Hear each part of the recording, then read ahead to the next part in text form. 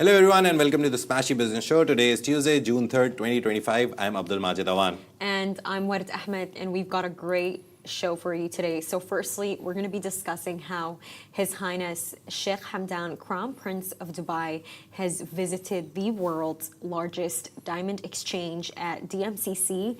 Secondly, it seems to be that cloud kitchens are like booming right now in the GCC, and Kaykroo is leading the charge.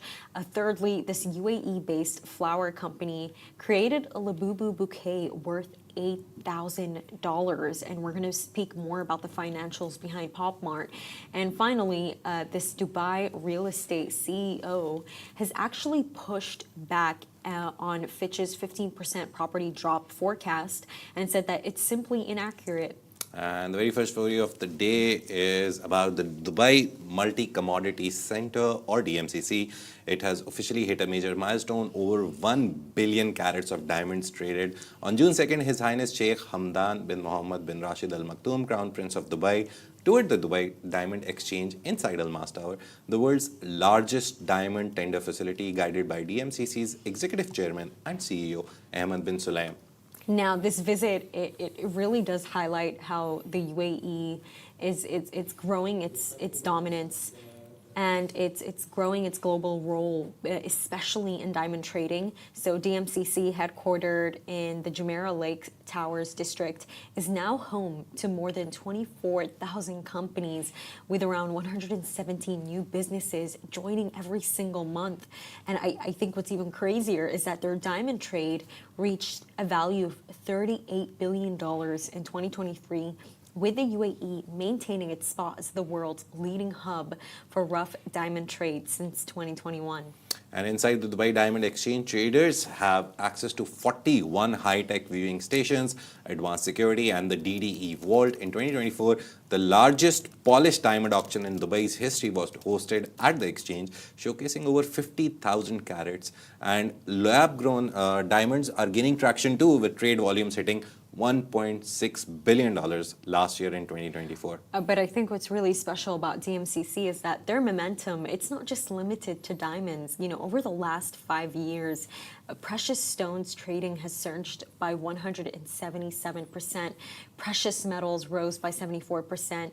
Energy by 72%, and even coffee and tea trades have shown consistent growth thanks to the really specialized centers that DMCC has. And this sustained growth now means DMCC contributes to 15% of Dubai's foreign direct investment and 7% of its GDP. With its integrated infrastructure and global appeal, DMCC continues to position Dubai as a powerhouse for commodities trading on the world stage. I think for me, what's really significant with this story is that you have the chairman of DMCC, giving His Highness Sheikh Hamdan, otherwise known as Fazza, a tour around the DMCC lounge, a tour around the diamond auction, and I think this is a kind of relationship between citizens and royals that you don't see a lot in many countries. Yeah, you just don't see them strolling around places like the ruler of Dubai right now, Mohammed bin Rashid, His Highness Sheikh Mohammed bin Rashid. He's at coffee shops. His Highness Sheikh Hamdan is having casual lunches with top CEOs from the world. So it's very nice to see that they feel safe around people, normal people. Whenever you see them in the crowd, the videos that come out, people go crazy watching them. And I think the most crazy thing is that you don't expect them. You don't expect leaders across the globe to just walk around, right? Yeah, that's true. And feel safe. These guys do. They know they're doing something good, and they're not scared of the people. But you know what it is, Majid? Much more so than the fact that they're extremely protected, of course, and there's a lot of security. Yeah. I think it's the way that the business ecosystem in the UAE is built.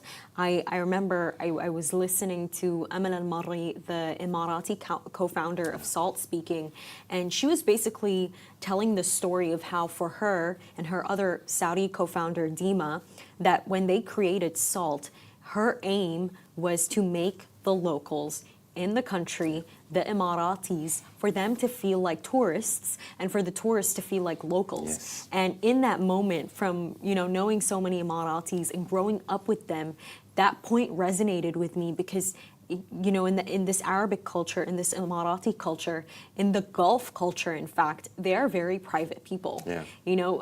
People are very cocooned in their homes. They don't like to be out in the public in front of people. So I think the fact that Fazza is out and about, and you see a lot of these really special figures out there, is because it's the ecosystem in itself. It has businesses that have made people feel like it's worth stepping out of your home. Yeah. You know? You went to DMCC, if I remember correctly, for some afternoon tea, or someone else went from our team. We did a food thing. I think Natasha went or someone went. I've lived in that DMCC building, Really? so Uptown. You went to Uptown, right? Oh, Yeah, yes. it's in the same DMCC building. Yes, I was there. Oh, It's such my a nice God. place, right? It is. It is. It's really so beautiful. it has a hotel there, so Uptown. It has these offices. All Wow, the Majid, I did not even remember that, honestly. I remembered that you went to a show. In my head, I was going to Uptown Social. Yeah, but it's a very nice place. It's so many things. There's a crypto center in DMCC. There's so many things inside DMCC that when you go deep, and His Excellency Ahmed bin Sulaim, the head of DMCC, he's very vocal. Whenever he meets someone, he puts up a post. He met Van Damme. He literally meets someone every day, and he's very active on social media. One of the things we love about these people. I remember Vard was telling that Khalaf Al-Abtur is so social media savvy. He's my favorite influencer. Yeah. So I really like these people like Ahmed bin Sulaim, Khalaf Al-Abtur, who actually have taken on social media and they share things. They tell people what's happening, who's coming, who's not. So yeah, very nice to see this, the whole thing. Next up, we're talking about cloud kitchens, and cloud kitchens are cooking up something new in the GCC IPO ambitions, basically. As the region's food delivery sector matures, UAE-based startup Kaykroo is emerging as a serious challenger to global giants. Founded in Dubai in 2020 by Jihad El Eid, Kaykroo evolved from a dine-in chain, Manouche Street, into a fully tech-enabled food tech operation. It was actually also co-founded by Fawaz Al Utaiba. Nice. And so unlike cloud kitchen unicorns that are chasing franchise deals, what basically makes Kaykroo so special is that it takes this brick and click approach. Hang in there with me. Basically, it's about like transforming existing dine-in locations into AI-powered delivery hubs. So it currently operates around 45 kitchens across the UAE and Saudi Arabia, with virtual brands like Manouche Street, the Palestinian Bakery, the Good Bowl, and FOMO Burger. And the company uses machine learning and in-house R&D to customize menus in real time and optimize operations. It also controls the full value chain from sourcing to delivery, allowing for greater data-driven efficiency. As of 2022, Kaykroo employed over 700 staff and operated in key cities across the UAE and Riyadh. And so with over $25 million raised in early stage funding and investors including Abdul Majid Al Hukair and Thera investment company, Kaykroo is actually now eyeing a potential IPO. It basically has this like march towards 500 strategy, aiming for $500 million in sales across 50 brands and 50 locations for over 50 months. I have to tell you, they are really ambitious. Yeah. As IPO chatter grows louder in the GCC food tech scene, Kaykroo is helping redefine what homegrown innovation looks like, one virtual brand at a time. Its rise signals a new chapter for the region's cloud kitchen economy, led not by franchises, but by local tech-first disruptors. And cloud kitchens, yeah, Kitopi is the biggest one, but the idea was very great because Kaykroo, all the brands under them are local. So even when they acquired brands, they acquired local brands. Meanwhile, Kitopi has global brands under them as well. I think Pizza Hut, Papa John's, a lot of, I remember both the pizza places. I don't know why. I think I'm craving pizza. It's Tuesday. But yeah, so they have a lot of international chains also working under them. But Kaykroo, very nicely, I was interested to see the Palestinian bakery in there. It's a bakery. It's a nice bakery. We should find it and do a story on it. Yeah. And this is a very nice setup. I hope whenever they go for IPO. Right now, they are EBI, TDA, EBITDA positive. So even if they go for a IPO, it's a good time. Overall, the IPO market is not really good. Another IPO 2 days ago Why do you seem to be smiling about it? Yeah, it's weird because the Dubai IPO. Imagine you're smiling. Yeah, No, it's it's kind of weird. doing bad right now. Sometimes when it's euphoria of knowing that IPO market is very weird right now. It's just that I and the think. euphoria of knowing that I did not miss out by not Yeah. investing. So Dubai REIT, the recent IPO, the first IPO in the UAE in Dubai this year on DFM, it did really great. Was oversubscribed, opened up, went 15-20% up, is still there. The problem is that Saudi IPOs are not doing great. And it's weird to find that out because last year I remember all the IPOs that happened, it was like 20 plus. Exact number in my mind is 23, but it was 20 plus. And Talabat was the biggest tech one. Lulu was one of the biggest ones. But this year, IPOs are less and Saudi IPOs are doing bad. Yesterday, some company, it started with Z, I forgot the name, they listed on Nomu, which is the parallel market for the smaller companies, to Tadawul, the Saudi main exchange.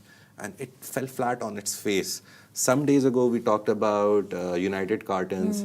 They listed on Tadawul, the main exchange. They fell flat. So right now, it's very weird. You know what You it don't might want to be? list in Saudi Arabia right now. You know what it actually might be Yeah. though, Majid? I think it's the fact that in Saudi Arabia, the market is so oversaturated. It's like, as you said, when you mentioned Talabat, when you mentioned Lulu hypermarket. Both I of think, them were here. Yeah, exactly. I think in the UAE, you have a few options, but they're very, very excellent options. I think in Saudi Arabia, what happened is that you have so many companies that are trying to go for an IPO, and so many have already gone for one. And apparently, I read somewhere that there's like over 50 applications that are still waiting on Tadawul. So I think it's the oversaturation of options that's perhaps causing that. The thing is that more IPOs are good for any stock exchange. So 50 applications. The problem that I think the Saudi IPO market, Tadawul, and also the UAE market, and overall the Middle East, let's not talk about the world, let's focus on Middle East, all of them faced was the Trump tariffs. So as soon as those were announced, going for an IPO was a bad option because the markets were down and listing and no one was buying, everyone was selling. So going for an IPO was a bad idea. But now since they're on pause and soon or later we will find out that if he's extending that 3-month pause or not. Right now the market is good, like they don't care about the tariffs right now. So it's a good idea right now to go for an IPO. It's not a bad idea. Flynas will soon list. We've done so many stories on them. Who else? There's another big company, I completely forgot. They also put out their... Actually, what was which it? one was it? Tabby, I believe Tabby and Tabby, Kitopi. no, They Tabby both to said Kitopi, that they're planning it. They're planning it. It's so gonna, some companies are saying they're planning it. Kitopi also said that they plan to like do it in 2 to 3 2026, years. I believe. Yeah, so it's 2 to 3 year pipeline. But apart from Flynas, another like the whole manifesto of what the prices are, what's good. 2 came out. Why am I forgetting it? Flynas and another one. But the main idea is that it's good time to go for IPO, not a bad time. It was a bad time when the tariffs were announced, but still they're falling flat in Saudi Arabia. They're doing good in UAE. I think the oil prices, the Saudi economy right now is also in problem because the oil prices are down. And as soon as the oil prices go down, their Aramco shares go down, their whole economy goes down, their budget deficit increases basically. So it's so much interlinked that Saudi is not... I'm not saying bad things about Saudi. It's just the oil prices somehow are affecting Saudi economy. I remember, Yeah. I read somewhere, I believe it was some Saudi minister, but basically they had said that for us to actually carry out all of our projects and meet our specific goals, we need oil per barrel to be at least at $90. Oh, that's... I remember this. I read it somewhere. I believe it was on... So Bloomberg has a international index where they see oil prices, how they affect. So Bloomberg's price right now is 90. It was at 80 last year. We talked about it a lot. Now it's at 90 barrels. So Saudi, all the projects, NEOM, their entertainment projects, their Riyadh Expo, their World Cup, everything that they have in the pipeline, they need $90 per barrel of oil. It's not there. It's very low. It's 60, 70. It's fluctuating a little nowadays because of all the geopolitical things that are happening in the region. But they need it at 90. It's not at 90, so they're at a problem. Remember, AGBI did an exclusive that a lot of projects which come under PIF, which is one of them is NEOM. So there's like 200 companies, and a lot of them have like cut off 20% of their budgets. So that was an GBI exclusive. So they're doing that. They're trying to, like, whatever money they have, do something in that. But I think priorities are definitely necessary. Yeah, and I think with priorities, people don't have them Yeah. in order lately because they're buying Labubus. And basically what happened, this Dubai-based floral company, Flower.ae, they only operate online. They launched this extravagant bouquet in the shape of a Labubu, and it's worth $8,000. I mean, guys, that is basically 29,000 dirhams. And what this bouquet does, it just really blends a bunch of roses together in different colors. But I think most importantly, it's spotlighting Labubu's growing influence far just beyond the shelves and social media. Yeah, and Labubu, Snaggletooth's elf-like character created by Hong Kong artist Kasing Lung, gained cult status after being picked up by Chinese toy giant Pop Mart in 2019. The brand exploded globally in 2024 last year, helped by a single Instagram post from Blackpink's Lisa, which sparked a 30% sales spike in just 1 week. And now you're seeing celebrities like Huda Kattan, Rihanna, and Paris Hilton who've like jumped on the trend, and like LJ from like, what is that show called? Dubai Bling. Yes, Yeah. LJ from Dubai Bling, and they're like all sharing their like Labubu toys on their social media platforms, and they're just giving this toy so much attention across the UAE's influencer scene. Now, the collectibles' popularity is amplified by Pop Mart's blind box model, where buyers don't know which figure they're actually going to get. And I think that this is such a smart marketing approach, because you have people constantly buying the boxes Yeah. because they either want to get Hee or Zizi, and resale prices are apparently up to $2,000. It's very weird. My wife has already bought 3 and she still hasn't gotten what she Unsatisfied? wants. We have an office Labubu. We should have put it here today for the show. If my producer can quickly run and bring our Labubu, it's on Sandra's desk and we can show it. We have an office Labubu now. But financially, Labubu is no small toy. In 2024 alone, Pop Mart's revenue surged to $1.8 billion. That's crazy. Yeah, and with Labubu's The Monsters series accounting for $419 million, up over 726% year on year. The company's net profit doubled to $479 million, while its stock jumped 350%. It's not a small jump, boosting founder Wang's fortune by $1.6 billion in a single day. He became $1.6 billion richer in a single day. That is crazy. Yeah. According to Fortune, to Forbes. So basically, Pop Mart now operates 401 stores and over 2,300 robot vending machines globally, which people are standing in such long lines for. And basically now it's actually setting its sight on expansion into North America and Europe. But not everyone's cheering. You know, critics are actually raising concerns about the blind boxes model and its like addictive nature. Ooh, we got one here. Which one is this one? I forgot her name. This one is Dada. Dada. So yeah, this is DADA, Dada. Okay, she's cute. So we have Labubus in our office. No, this one's actually the creepy one, Majid. No, but you look at it, in the first look, you're like, oh, Red Eye is evil, but it actually has hearts in his eyes. But yeah, there's like the 6 of them, which are the normal ones. I like how you're calling it his. That's a her. Dada, I think it's a cute wordplay for the dad, I think. But there's Baba also. There's a BABA, there's QQ, QU, QU.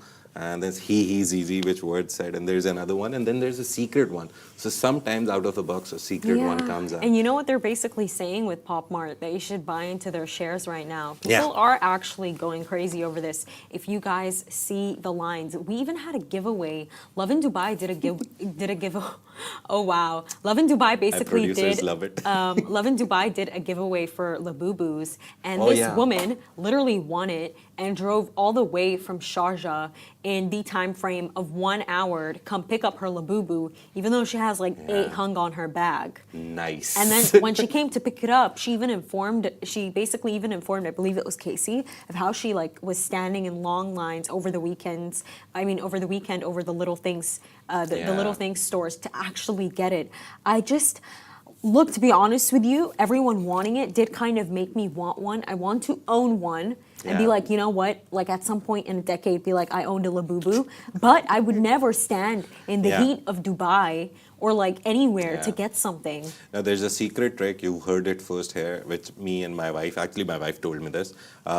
There's a little things in MOE. So if you go to MOE, you'll face so many lines, and maybe there may come a point when you reach the counter, it's sold out. There's a little thing on the Blue Waters Island. So go there. It's usually empty. The very first time I went and bought them, there was no one in the store. And I went inside and the founder was there, and I was like, oh, do you remember we were doing an India? And I remembered him, and I was like, oh. And I asked him, and he told me a very interesting story. Thankfully, it wasn't off the record. Whatever he said next was off the record. He said that they got the shipment at 2 a.m. in the night.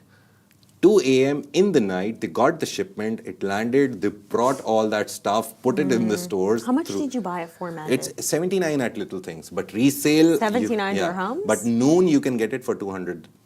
290. I 290? saw that. Even on Kareem. I just saw 2 and I was like, no, don't watch it. They're selling it for 290 dirhams. And I'm like, I'm sorry. I would just like never do that. People are buying it. That's the funny thing. I can't name the guy who in our office who bought it, but he bought it from noon for a very high price, and he could have gone to Little Things. We're not promoting them. It's just the craze. And the funny thing is the finances behind it. The guy having $1.5 billion added to his money over a day. Gotta believe in a vision. If he was a millionaire, he became a billionaire overnight. He just slept and woke up and he was a billionaire because Blackpink's Lisa. But by the way, it's been around for a while. Yeah. For a very long while. It just out of nowhere became extremely One person famous. did it and everyone ran with it. But it's a very interesting story. And Word was right. I saw this Monify video also saying that you should buy, instead of buying Labubu, go buy the stocks. Oh yeah, so yeah, I love very her videos. interesting. Yeah. But anyways, for our what last else story. to buy in Dubai is real estate. Indeed. So basically, there was this new report from Fitch Ratings, and it's actually raising a lot of eyebrows across Dubai real estate agents. So basically, Fitch predicted a 15% drop in Dubai property prices by 2026, citing record-breaking project launches and an oversupply risk, with over 150,000 new units expected in 2024 alone. But here's the catch. But one of Dubai's leading property voices is pushing back. Firas Al-Masadi, CEO of FAM Properties, says the forecast paints an incomplete and misleading picture of the market. There is oversupply in some off-plan pockets, he admits, but certainly not for ready residential units or offices. Al-Masadi basically said that market growth has slowed, but that's not a crash, it's maturity. He said that this is a natural course of business in a developed market, challenging the idea that Dubai is facing broad oversupply pressures. And crucially, he highlights that only 12,000 of the projected units are near completion, representing just 4% of future supply. That's what influences short-term prices, Al-Masadi explains. The rest of the supply is still years away from delivery. So calling Fitch's projections unfiltered and inaccurate, he notes that the agency forecasted 120,000 handovers in 2026, while actual planned handovers stand at just 71,000. And I think with Al-Masadi, he's completely right, Majid, because if you actually think about it, if they're saying that there's over 100,000 handovers by 2026, but he's bringing out these new numbers and he's like, no, the handovers are 71,000 units.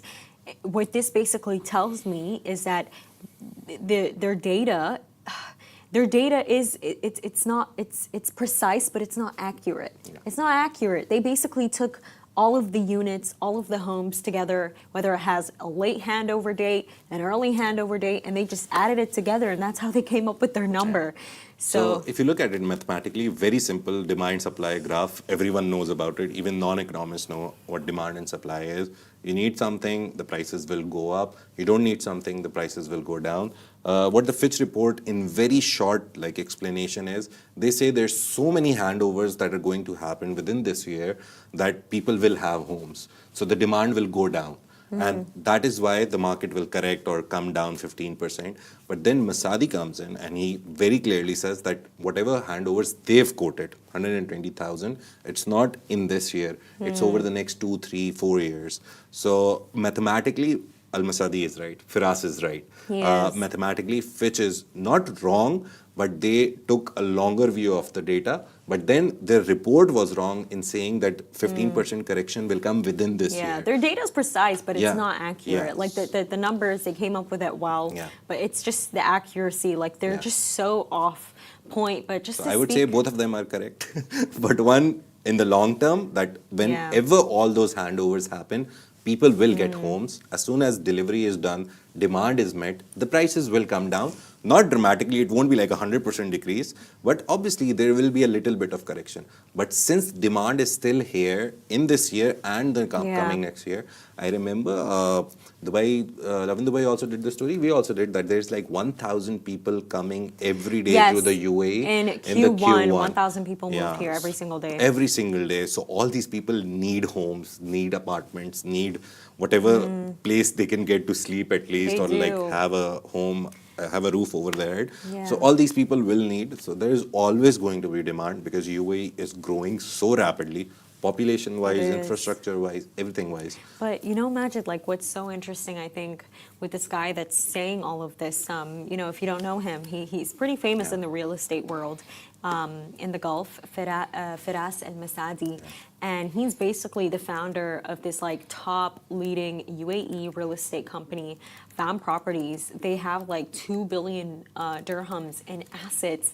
And, you know, when you read into his story, I believe it was, there was this really special piece that was written about him. I believe by the National, or was it the Khalij Times? Or it was one of them. But basically, the story was that he grew up in Syria. He's Syrian, Firas, and he basically he had this like he described himself as having the skill to sell, and from such a young age, he could sell absolutely anything. And he used to sell shoes, and then at some point, he wanted more for himself, and I believe he got a job. His first job was as a security guard in Qatar. And then from there on, he started working in the Armani retail store in the UAE. So, and the fact that in just a matter of years, he founded Fam Properties, and it's doing great in the UAE. It's being recognized by the ministry. His story is really inspiring. I think it's like an expat who came here and really made a name for themselves. Yes, and a lot of expats have made their name in Dubai because, again, Dubai is the hub for everything. If you want to start a business, if you're already established and you want to expand, UAE is the place to be, and Middle East, to be honest. It is, and that's a wrap for today. Thank you for tuning into the Smashi Business Show. Make sure to follow us across all social media channels at Smashi Business, and stay ahead with our daily newsletter. You'll find the subscription link in the description. This has been a Smashi Business Show, a Smashi Business production, part of the Augustus Media Podcast Network. A big shout out to our 1.5 million monthly listeners across all platforms. You make this possible, and if you're one of them, we appreciate you. And if you want to buy a Labubu, I told you the secret, right? Go to Blue Waters, the little thing, no lines, easily get it. Take care, have a great day, see you tomorrow.